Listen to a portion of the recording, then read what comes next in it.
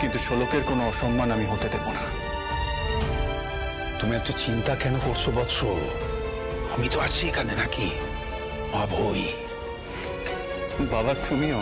Yes, কথায় আছে না, बाप का बेटा सिपाही का घोड़ा, कुछ नहीं तो थोड़ा थोड़ा। ओके।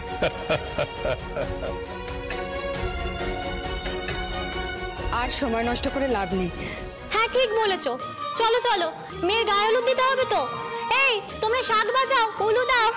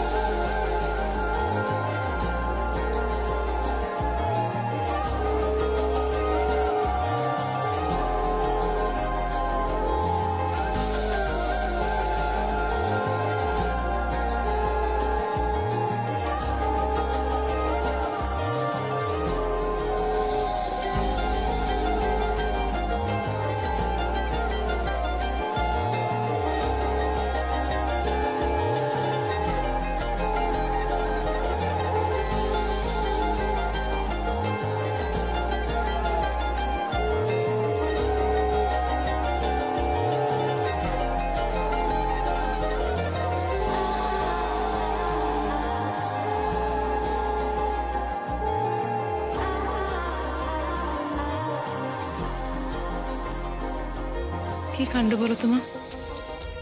ছেলের গায়ে হলুদ ঠেকানো হলো না, অথচ মেয়ের গায়ে হলুদ হয়ে গেল। ও তো ঠাকুরের পায়ে ছোঁয়ানো হয়ে গিয়েছে, ওতে কোনো দোষ নেই। তোমরা এখন হলুদটা সুসম্পন্ন করো, যাও।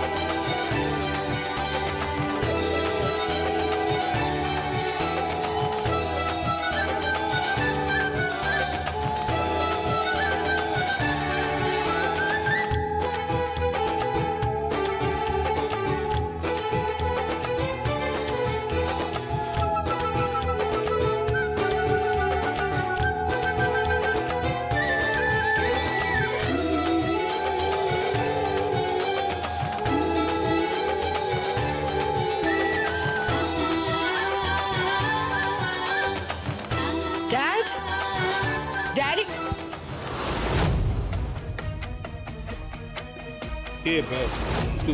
তুই এখানে কি করছিস? তুমি আশীর্বাদী হারটা নিয়ে কি করছো? বুঝতে পারছিস না, নতুন বউ বাড়িতে আসবে, আশীর্বাদের হাটটা একবার দেখে নেবো না? তোমাকে দেখে নিতে হবে কেন? এগুলো তো মমের দায়িত্ব। এগুলো তো আমরা মেয়েরা বুঝে নেব। রানীকে কি দিয়ে আশীর্বাদ করব, কি গয়না পরাবো, কি দিয়ে সাজাবো। তুমি এসবের মধ্যে মাথা ঘামাচ্ছ কেন? কি হয়েছে কি? কি হয়েছে মানে? মম ড্যাড এখন বাড়ির মেয়েদের গয়না নিয়ে মাথা ঘামাচ্ছেন, স্পেশালি আশীর্বাদী হার। অথচ এতক্ষণ যেখানে গায়ে হলুদ চলছিল সেখানে কিন্তু উনি একবারও যাননি, একবারও ওনার উপস্থিতি ছিল না, একটা ছবি পর্যন্ত তোলেননি। আহা, এত ব্যস্ত কেন হচ্ছে আমি তো বুঝতে পারছি না। পাত্রীর গায়ে হলুদ হয়ে গেছে ঠাকুরের পায়ে শুয়ে, কিন্তু ঠাকুরের মনের যে কি ইচ্ছে সেটা কি আমরা কেউ জানি?